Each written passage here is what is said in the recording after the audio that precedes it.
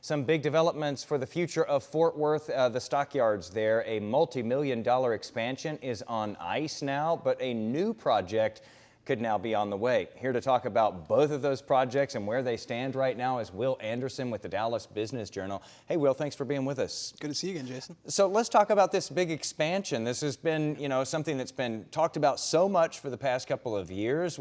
What's happening with that? Why is it back on ice? So think back to 2024 and this company called Majestic Realty and the Hickman family, who they've done so much expansion to the Stockyards, from Hotel Drover to Mule Alley.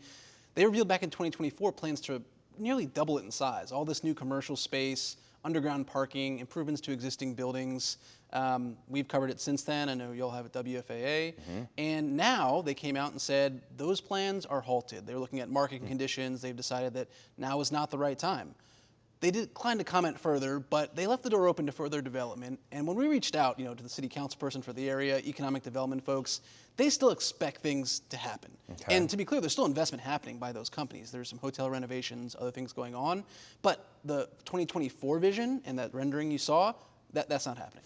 And that seems like it would be really bad news, except that you say, there are still other things that are going on there. And we've also got this major new resort that's been announced on the south side of the Stockyards. Can you talk a little bit more about that and how significant that is? I mean, it's huge for multiple reasons, and also happened yesterday. So a ton of news breaking about the Stockyards.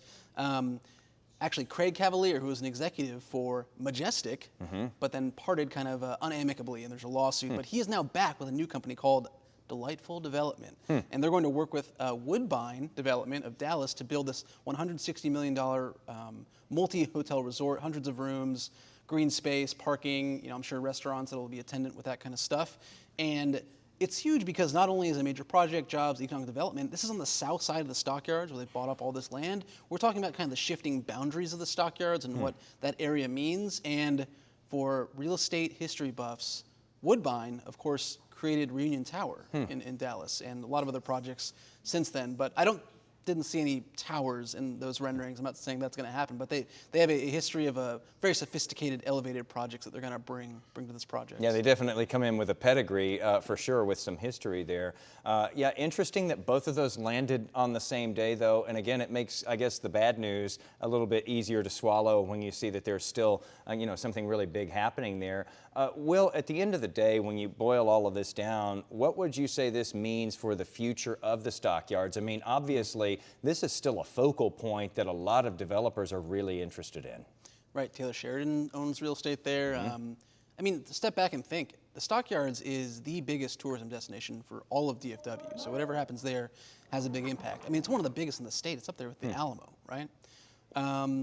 I would reiterate the point that the boundaries of the Stockyards are shifting maybe a little bit, and what does that mean in terms of the jobs created and its economic impact.